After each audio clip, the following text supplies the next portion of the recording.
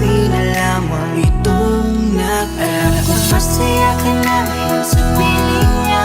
Wala na akong magagawa kahit pilitin pa na ang ibigin ka at ang isipin ka. Nalimot mo na nga ako dahil sa pag-ibig niya.